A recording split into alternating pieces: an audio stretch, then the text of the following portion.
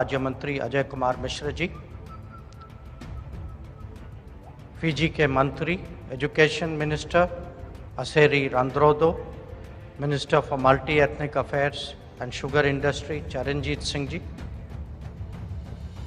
भारत से आए हुए माननीय संसद सदस्य, दुनिया भर से आए हिंदी विद्वानों और हिंदी प्रेमियों, मीडिया के साथियों, सभागार में उपस्थित भाइयों और बहनों,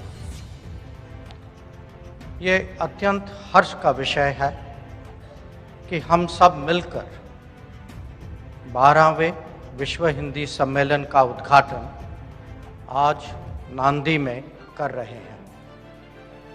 इस संबंध में अपने सहयोगी और सहभागी के रूप में मैं फिजी सरकार को हृदय से धन्यवाद देना चाहता हूँ। उनका उत्साह हमें कई रूप में दिखाई दे रहा है। यह हमें फिजी आने और अपने दीर्घकालिक संबंधों को आगे बढ़ाने का भी एक अवसर है। It is a great pleasure to join you all at the inauguration of the 12th Hindi Vishwa Hindi Sammelan. I thank the government of Fiji for being our collaborative partner in this regard. Their enthusiasm and support is visible in so many ways. It is also an opportunity for many of us to visit Fiji and promote our long-standing relationship. विश्व हिंदी सम्मेलन जैसे आयोजन में स्वाभाविक है कि हमारा ध्यान हिंदी भाषा के विभिन्न पहलुओं, उसके वैश्विक उपयोग और प्रचार प्रसार पर रहे। वास्तव में यही वो विषय हैं जिन पे अगले कुछ दिनों में हमारा ध्यान केंद्रित रहेगा। हम फिजी और प्रशांत क्षेत्र तथा गिरमिटिया देशों में हिंदी की स्थिति और आईटी, आर्टिफिशियल इंटेलिजेंस, सिनेमा और साहित्य के हिंदी पर प्रभाव जैसे कई मुद्दों पर चर्चा करेंगे। इन सब के साथ साथ हिंदी का अध्यापन और इस संबंध में हुई प्रगति पर भी बातचीत होगी। साथियों, हिंदी एक ज्ञान परंपरा है जिसकी अभिव्यक्ति का वैश्विक प्रभाव हमें साफ दिख रहा है। फिर भी मेरा मानना है कि यह एक अवसर भी है जब हम समकालीन युग में अंतर्राष्ट्रीय संबंधों के संदर्भ में हिंदी की महत्व को और भी बढ़ावा देना चाहिए। आज विभिन्न भौगोलिक क्षेत्रों में हिंदी बोलने वालों की बढ़ती संख्या वैश्वीकरण यानी ग्लोबलाइजेशन का एक प्रमाण है। माइग्रेशन और मोबिलिटी कोई नई बात नहीं है और फिजी स्वयं इसका एक जीवंत उदाहरण है। परंतु अब स्थिति और भी जल्दी बदल रही है। आधुनिक अर्थव्यवस्था से जुड़ी अपेक्षाएं कौशल के और सरल प्रवासन यानी इजी माइग्रेशन को प्रोत्साहित करती रही हैं।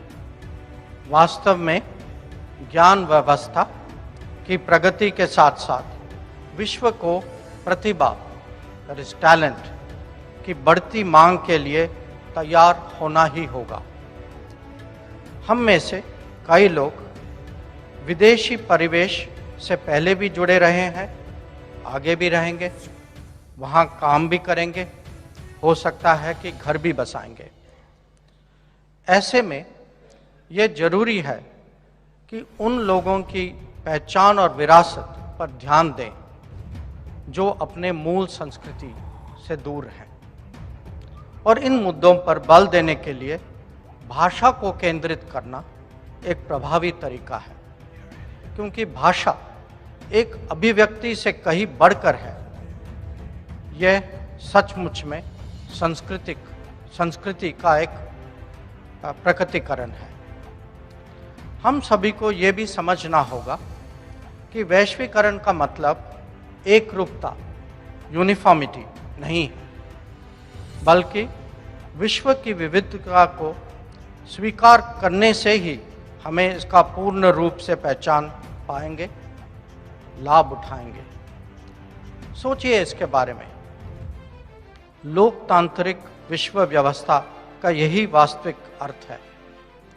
हिंदी भाषा को प्रदर्शित करने वाले सम्मेलन इस दिशा में एक प्रभावशाली कदम है। हमारा समारोह प्रकट करता है कि भाषा न केवल पहचान की अभिव्यक्ति है, बल्कि भारत और अन्य देशों को जोड़ने का माध्यम भी है। जब भाषा और संस्कृति का संगम दुनिया देखती है तो विश्व कल्याण के लिए यह अच्छा ही तो है। पिछले 75 वर्षों में विश्व भर में हुई परिवर्तन का आकलन करते हुए हम मानते हैं कि अंतर्राष्ट्रीय व्यवस्था में एक पुनर्संतुलन, रीबैलेंसिंग हो रहा है। यह होना ही था क्योंकि अधिक से अधिक देशों ने इस युग में स्वतंत्रता प्राप्त की है। प्रारंभ में इसका स्वरूप ज़्यादा आर्थिक था, लेकिन जल्दी ही इसका राजनीतिक पहलू भी सामने आने लग गए। इस प्रवृत्ति से धीरे धीरे व्यापक बहुध्रुवीयता माने मल्टीपोलैरिटी, बहुध्रुवीयता उत्पन्न हो रही है। लेकिन अगर इसका तेजी से विकास करना है तो आवश्यक है कि सांस्कृतिक पुनर्संतुलन, कल्चरल रीबैलेंसिंग भी हो। वह युग पीछे छूट गया है जब प्रगति को पश्चिमीकरण के समान माना जाता था।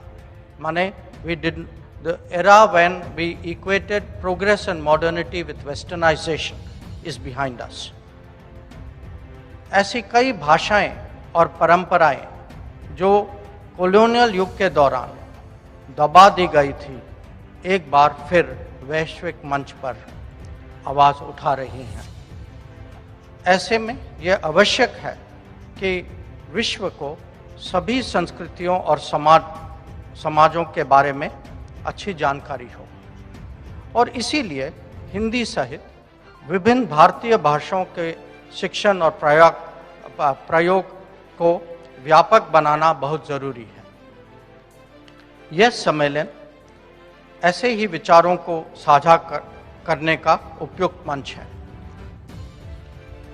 और हमें सोचना होगा कि इस दिशा में क्या प्रगति हो रही है, हम कितने सफल हुए हैं और क्या चुनौतियां हैं। अनुभवों और व्यवहारिक समाधानों के द्वारा हम ज़्यादा ऊर्जा से प्रचार सुनिश्चित तो कर सकते हैं, साथ ही जमीन से जुड़े हुए समाधान भी ढूंढ सकते हैं।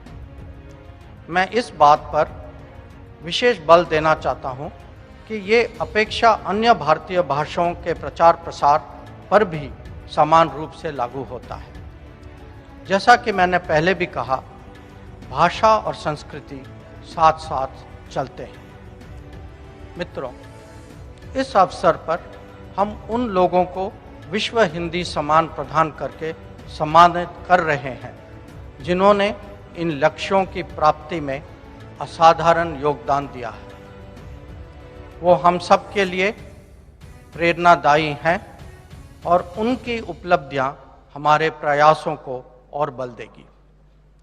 मैं इस सम्मेलन के आयोजन में फिजी सरकार के सहयोग की हृदय से सराहना करना चाहता हूं।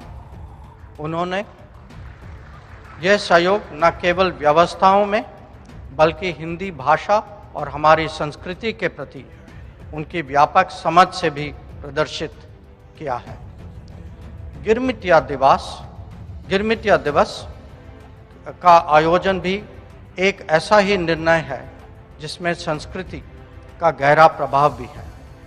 ऐसे निर्णय हमारे आपसी सम्मान और समझ की भावना को व्यक्त करते हैं, जिसका प्रभाव अंतर्राष्ट्रीय सहयोग को मजबूत करने में भी दिखाई देता है।